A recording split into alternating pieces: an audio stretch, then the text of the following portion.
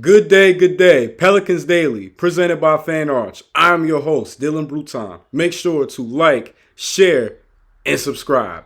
Keep the support going. It makes a huge difference. You know what I'm saying? Hey, that game last night was crazy, okay, with a capital C.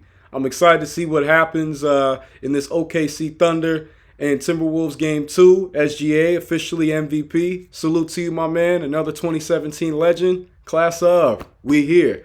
But we got to talk about those Pelicans. Now, last show, I started off talking about Bruce Brown. I brought up the fact that, of all the players on the team, I have not really talked much about Bruce Brown, where he fits, how he can contribute, XYZ. And I went more into detail about his role, his type of impact, and what he was able to do when he was acquired in the Brandon Ingram trade that happened during the trade deadline, this past trade deadline.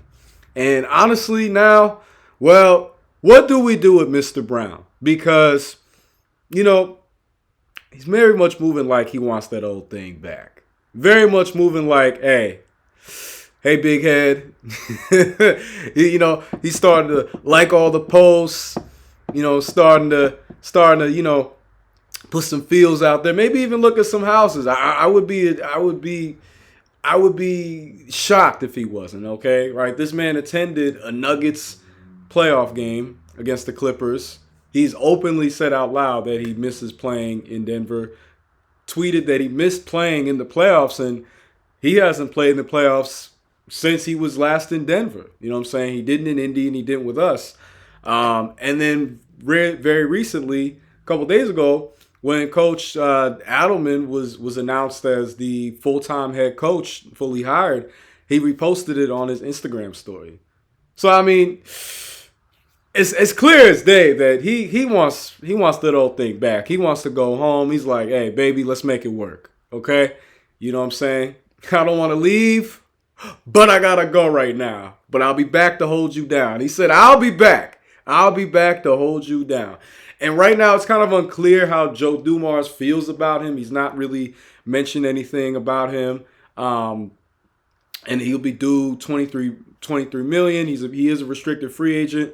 And with his contract, it begs to ask the question, do we move him, right? One thing about having a player on your team who has openly made it known that he doesn't want to be there, it's almost like a virus that starts to spread and infect the rest of the locker room. And I'm not trying to, say anything wrong about Bruce Brown as a man and his character-wise. I don't know him, and the people that I have that went to Miami that do know him said he's actually a really cool guy. So this ain't that.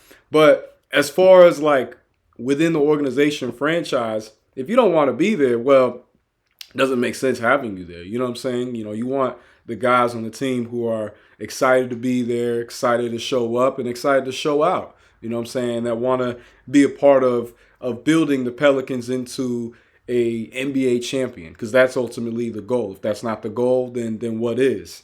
And it looked like, potentially, he could have had a nice situation with us also, given his own pedigree of being a champion and being a very valuable role player on that 2023 Nuggets team. But it's looking like he wants to go, he discovered that the grass wasn't greener on the other side and wants to go back to the Nuggets. Now, for the Nuggets, the Nuggets this year definitely, overachieved. They won 50 games, but they were able to play very competitive basketball for the long haul. They made OKC work and work hard to get that victory in the semis.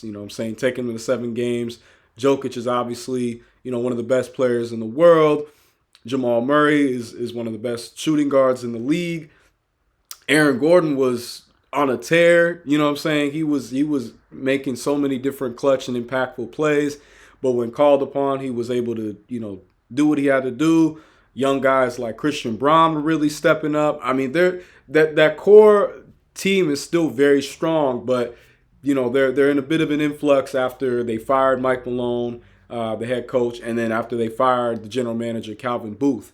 So now they've got their head coach, but do they bring back Bruce Brown? I've seen a lot of Nuggets websites and writers say that that's a strong possibility and that a reunion, you know what I'm saying, like Peaches and Her reunited and it feels so good. But we got to be able to get something out of it. That's my belief. All right. So I want to know, do y'all feel like we should, just allow him to walk, shed the dead weight with the contract, or should we trade? Because I feel like looking at that Nuggets roster, they have a couple of young guys that I think could fit well coming off the bench as like spark plug type of players, bringing good energy. And that would be both with Mr. Julian Strawther and Peyton Watson, both average around, 7, 8, 9 a game. But they had various big moments, you know what I'm saying, where they really stepped up their play, especially Strawther in a couple of games against the Thunder and then Peyton Watson in a couple of games against the Clippers. I wouldn't be, opposed to having either guy in the fold. It never hurts to have more depth. You also see what can these young guys potentially come, and maybe they become good enough players to become to join the starting lineup, or valuable players off the bench, or trade chips. You know what I'm saying? But I definitely feel like Bruce Brown, of all players, has to be utilized as a trade chip for somebody, because he still has value. You know what I'm saying? He still averages like 8, 4, and 2 or 3. The numbers aren't going to blow you away, but it's what isn't seen. You know what I'm saying? It's the hustle. It's the energy. It's the ability to play bigger than his size. So yeah, I think a player like him still has value that can be capitalized upon and utilized that can benefit us ultimately. But if you don't want to be here, hey man, don't let the door hit you on your way out. All right. That's too far now. That's too far now. But anyway, now let's talk about the player that he was traded for, because there's been a lot of talk about, did we win the BI trade? Now, I'm going to say this, right? Y'all know I'm a Duke fan. Brandon Ingram is my guy. One of my favorite wings in the league. You know what I'm saying? I really am still a believer. Honestly, I felt like when the AD trade happened, I felt like we won, especially because we got a player like Brandon Ingram. And I thought that him and Zion were going to be the perfect inside and outside duo for many years to come. I was incredibly hyped. I thought, Zoe was going to be the quarterback, going to be the orchestrator. Josh Hart was going to be that super glue guy. Like, I was just so excited because as much as, I love AD, his health was always going to be a liability. And the fact that we were able to, gain more out of that trade, I do feel like, that was a win for us in the moment. It's always tough to give up a franchise superstar. Don't get me wrong, but if you openly are like, yo, I don't want to be here, then okay, let's work out something where on the back end you're not just leaving us high and dry. You know what I'm saying? I'm like Denzel said, I'm leaving here with something. You know what I'm saying? So looking at Brandon Ingram's career with us retrospectively, 6 years, you know what I'm saying? In the 6 years that he played with us, for his Pelicans career, he averaged 23 a game, 5.5 boards, 5 assists, 47% shooting from the field, 37 from the 3-point line, nearly 85% from the free throw line. Was the 2020 most improved player and was an all-star 2020. Had a great playoff in 2022 versus the Phoenix Suns. When we took them to 6, they were the number 1 seed. He averaged 27, 6, and 6 on nearly 48% shooting, nearly 41% from 3, and 83% from the free throw line. And, it looked like, okay, he's going up. He's on the up and up. But health has always been a thing with Mr. Ingram. The most amount of games he's played, 79. Right after that, 64. It's just rough. You know what I'm saying? We already have the health problems with Zion, but you kind of know that given his size and his play style, why. With Ingram, it's more so on the flip side of his side. Him being more of a thinner build, and then also, unfortunately, the blood clot issue that he contracted, which that's not a laughing matter. You know what I'm saying? You look at what happened with guys like Chris Bosh or LaMarcus Aldridge, or this past year with Victor Wembanyama. It's not something to take lightly. Not at all. Not at all. There's no jokes that could be made at his expense, because that is a serious thing that you have to be cognizant of and tackle right away.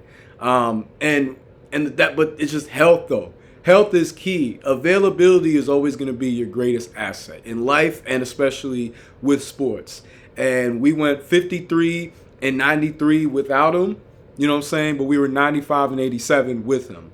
And he only averaged 42 games the last 3 seasons. So it's tough because, like, when healthy and when playing at a high level, yes, by all means, that is a player that you keep around, you build around. He's only 27.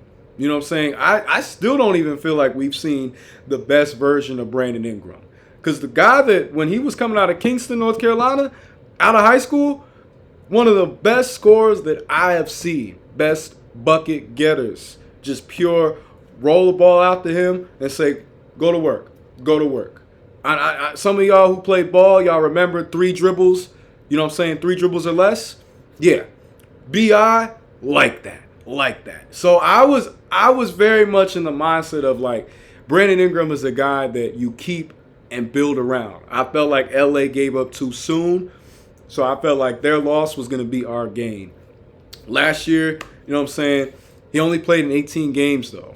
You know what I'm saying? He had a bad ankle injury that he ended up needing a plasma injection for. So he didn't even suit up for the Raptors. But he averaged 22, 6 boards, 5 assists on nearly 47% from the field, 37 from 3, and around 86% from the free throw line. So it's tough to lose a player who is putting up those kind of numbers and had the playoff performance that he did in 2022. But in last season, right, when it looked like momentum was really going to be on our side, now we weren't expected or projected to win, but, you know, the goal was to put up a better fight and to show out better. But last year, I feel like, given how poorly he played against the Thunder, I mean, he averaged 14 a game, 4.5 boards, and 3 assists, which was all down from the 21, 5, and 6 that he put up during the season. And he shot 34.5% from the field, 25% from 3. And he shot around 90% from the free throw line, but that's not going to cut it, my man. That's just not. You know what I'm saying? And he struggled. And in OKC's defense, especially, like, they threw guys out there like Luke Dort on him, they had him in Alcatraz. I cannot lie. I cannot front. They had my man locked up. They won't let me out. You know, word to Akon. So it's tough, you know, looking at the potential of someone, looking at what they are capable of, and looking at what you think they can do, but having to look at the result, right? As much as people have reasons to get on Zion, right? Zion has produced, whenever healthy, in a playoff setting, right? That from B.I. last year was absolutely abominable and abysmal, you know. So, and also, President Griffin, our previous president, David Griffin, could not work out an extension with B.I. You know what I'm saying? So there was going to be some bit of clash as far as what he was going to end up getting paid and how much we were going to be impacted salary cap wise.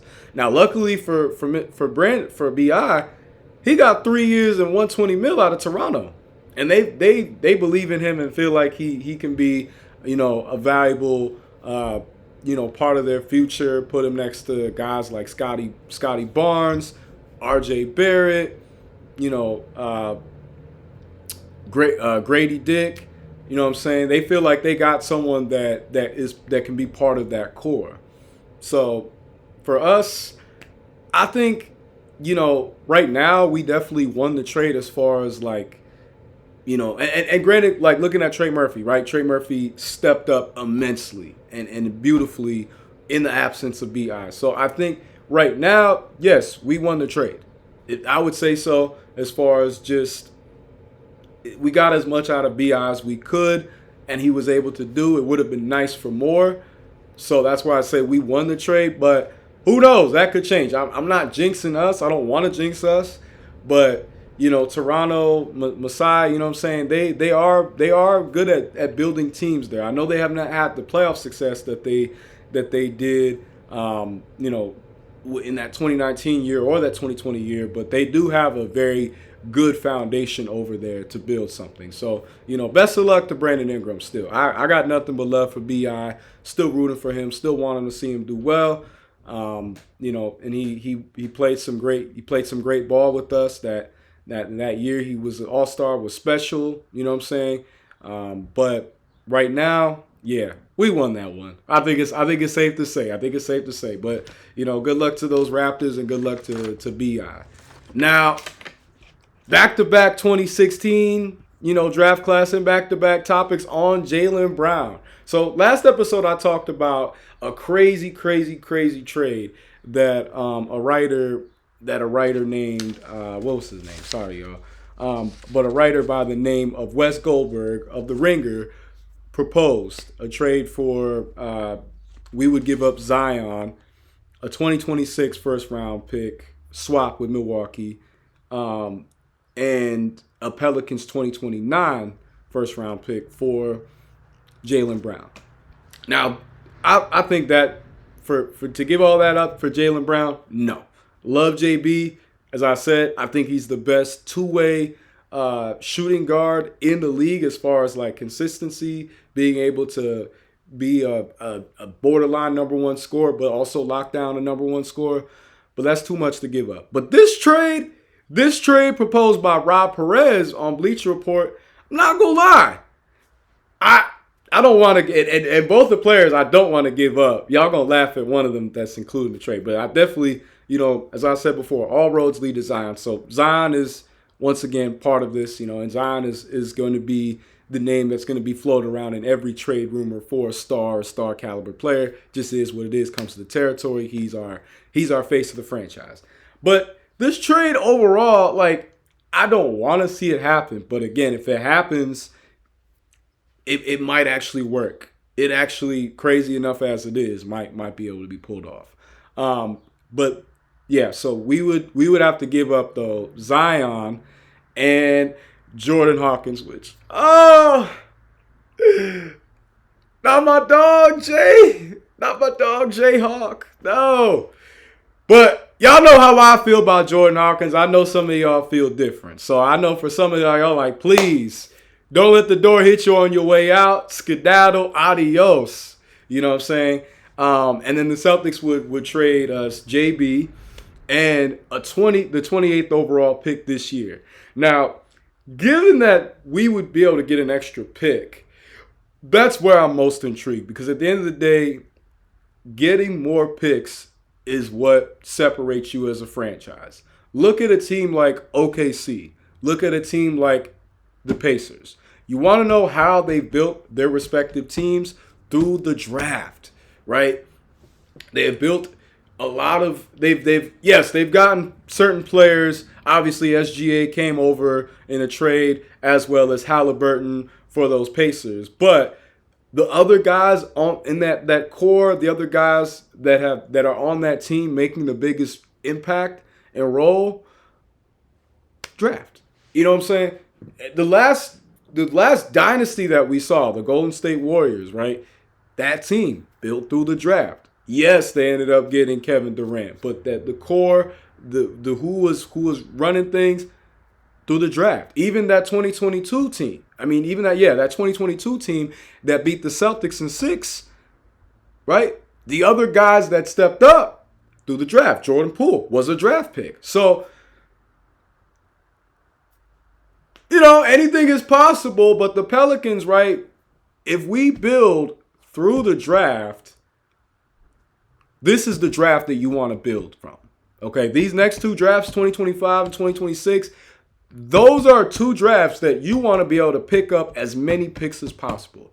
Now, some might say, well, who can you even get at the 28th overall pick? Well, let me tell you about some players in the past that were drafted at pick 28. Now, the best player to be picked 28th in the draft, Mr. Tony Parker. Tony Parker enjoyed a Hall of Fame level career with the Spurs. One of the best point guards of the 2000s, early 2010s.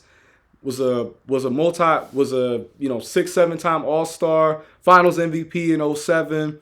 Had one of the best teardrop floaters, and was one of the most efficient guards at driving to the basket. despite being 6'2". You know what I'm saying? So who knows, right? A guy like who I just named, Jordan Poole. Now, I know some people are kind of, up and down with Jordan Poole. Is he just, does he just have a green light to shoot, whatever? But I feel like Jordan Poole rebounded nicely this past year in Washington as opposed to his first season. And, he was a big reason for that 2022 team in Golden State for winning the finals. He looked like he was going to be the third Splash Brother. A guy like Leandro Barbosa, the Brazilian Blur, one of the most underrated players of the early 2000s, was picked 28th in the 03 class with LeBron, Melo, Bosh, Wade, all those guys. And he was the sixth man of the year back in 2007 or 8, I believe. And he was one of the best off-the-bench scorers, could get hot in a hurry. Another guy that was picked 28, Jaden McDaniels, picked in 2020. Right now, he's been one of the best defensive wings in the league these past couple years for the Timberwolves. LA, I thought they were going to be able to, make more, utilize him more, but it didn't work that way. But he's played very well in Minnesota. He takes on the best assignment, game in and game out. And, he's going to play a big role if the Timberwolves are to make a finals run and to win the finals. You know what I'm saying? And this year, he averaged career highs across the boards in points, rebounds, steals. So, and then another player, Tiago Splitter. Now, Tiago Splitter wasn't a big stat producer, but he was a good starting center. You know what I'm saying? He was a good starting center for those Spurs teams in that 2010 period from around 2010 to 2014. You know what I'm saying? Obviously, yes, that block by LeBron was pretty crazy. I'm not going to lie. To this day, that was one of the biggest sunnings I've ever seen. But he was a valuable player on them coming back to beat the Heat in 2014. They came back with a vengeance. That 2014 Spurs team was one of the most fundamentally sound basketball teams that I've ever witnessed. And I loved watching the Spurs growing up because of how, fundamental they played, how true to the essence of the sport that they played. So now, outside of Tony Parker, no one's really a world breaker at pick 28. But, hey, a player like Tony Parker, people weren't expecting him to be, a top-level guy. What's to say we don't find a Tony Parker at pick 28 or a player who can have that type of impact? And if at pick 28 we can get a player who can impact the game like a Jordan Poole or a Leandro Barbosa or a Jaden McDaniels, Tiago Splitter, that is a pick well spent. That is a pick well spent. Now, Mr. Brown, it's a man's world. Jaylen, not James. JB, this past year averaged 22, 6 boards, almost 4.5 assists, 46% from the field. 3-point shooting went down a bit, and the Celtics got a little too in love with the three, just a little bit. 32% from the 3-point line, 76% from the free throw line. You know what I'm saying? Career-wise, averaged like 19, 6 and 5, 48% field goal shooting, 36 from the 3-point line, 73 from the free throw line.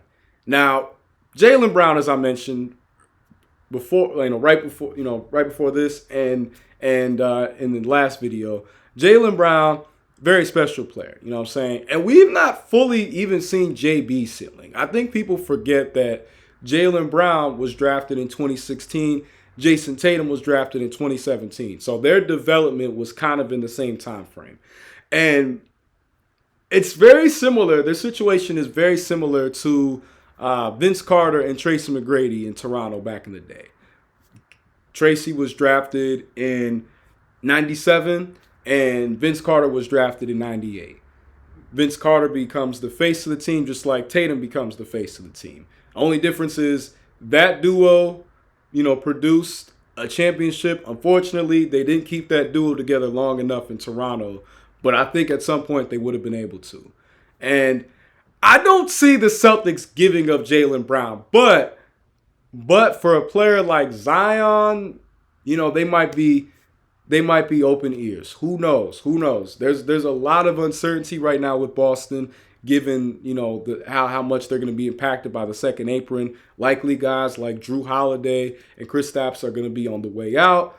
But does that mean that Jaylen Brown is as well? Do they completely, drain the swamp and to say, hey, let's regroup, let's get a really good draft pick for 2026, and let's also get a young stud like Zion. I don't want us to give up Zion, but we haven't even seen the best of a player like Jaylen Brown, right? Tracy McGrady, I'm gonna use a comparison. Tracy McGrady became a superstar when he came to Orlando, when it finally was him as the man. Now, Jaylen coming to New Orleans would be a little different. It wouldn't be like that Magic team that had, guys like Mike Miller, Darryl Armstrong, Bo Harper. Like, it'd be a little different over here. Andrew DeClerc, like I'm really going back. I'm really crate digging right now. It would be a different situation because you already got Trey Murphy, you got CJ McCollum, is coming back soon. You got DeJounte Murray when healthy. You got some guys on this team that can score if need be. Brandon Boston. Herb Jones can get his when need be. Alvarado can get his when need be. And Yves Missy is able to, get points in the paint. So he would be joining a team that has the talent and pieces. Jaylen Brown could be the definitive number one leader. Very well could be. We've never seen him in that role. And I know some people are like, well, with his left hand, and he looks for a shot a bit more. Yeah. So that is kind of the only thing that would have some people being like, I don't know. And do we have too much of a log jam at the wings? You know what I'm saying? But defensively, we could use it. We were 29th in total defense, and we gave up the second most threes, right? If there's anybody who knows about defending the three, it's Mr. Jaylen Brown. If there's anyone who knows about being a great defender, especially on the wings, it's Jaylen Brown. So defense wins championships. Make no mistake. The Celtics team that went to the finals in 2022 had the best defense in the league. And the Celtics team that won last year against the Mavericks had the best defense in the league. And Jaylen Brown was a big reason why. I don't want us to give up Zion. And also, Jaylen Brown does have a partially torn meniscus, so he would likely miss time even if we pulled that trade. And we've already got enough injury concerns and problems as it is. I just talked about the injury problems that Brandon Ingram faced when he was with us. And we already know about the injuries with Zion. We already know about what happened last year with DeJounte and later on with CJ. So that's the only risk. But there could be potentially a lot of reward. It always helps to bring in someone who not only is a champion, but won the finals MVP. I mean, and rather handily, I'll say. You know what I'm saying? So, I don't know. Just food for thought. But I feel like that's one of the better trade ideas I've seen float around.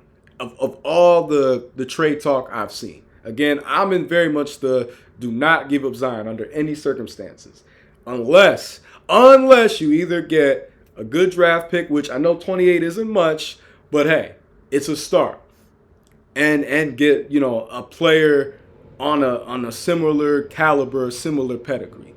That's the only stipulation that I think you can agree to if you give up a player like Zion.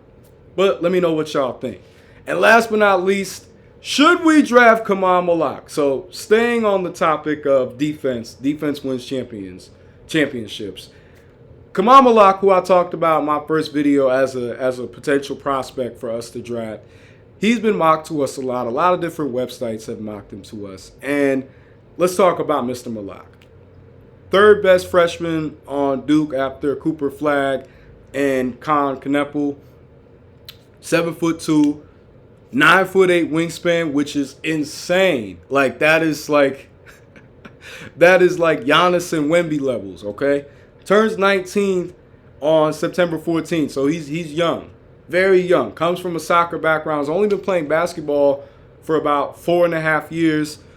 From South Sudan, was discovered out there and immediately fell into it right away. was mentored by another legendary South Sudanese player, Mr. Luol Deng, another fellow Blue Devil who had a very successful career with the Bulls, Heat, Cavs, Lakers. Played for a long time in the NBA. Very well respected player. I think it wouldn't be the worst move. I talked about it in my first episode how a player like him, he averaged like 9-7 in a block a game. Those numbers don't jump out on the screen, but the potential. He is prime example of potential that you really want to look into and buy into. He shot 71% from the field. Has a nice jump shot for him. Shot nearly 77% from the free throw line. And defense is something that we have had struggles with. We were last in the league. We were near last in the league, 29th, and we were unable to defend the paint well, 27th in that regard. We were 10th in blocks per game, but we also allowed the second most threes. So a player like Khaman, who has the height, the wingspan, and the quickness and the technique to defend positions 1 through 5, not opposed at all, right? You got a player who's 7'2", who can go out and guard a point guard or a shooting guard on the perimeter. You're doing something right. You're very well doing something right.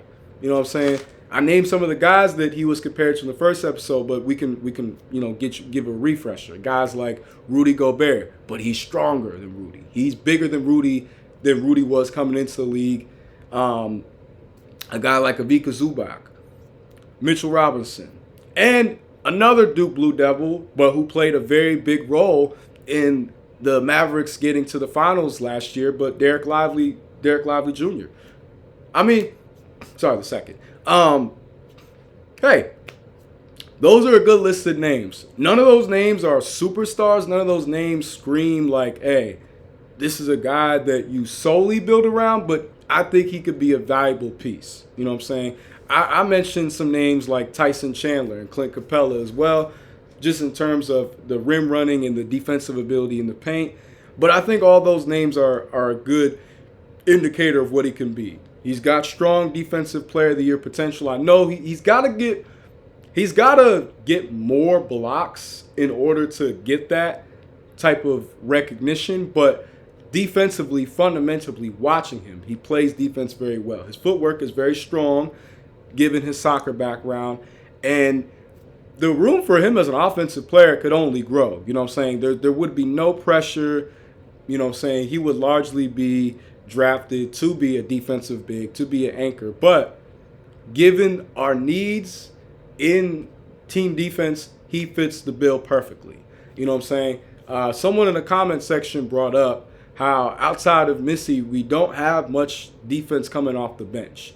And I agree. I do agree with that. That is something to take concern with and something to take note of. And I think that given his ceiling, he's not even scratching the surface of his potential.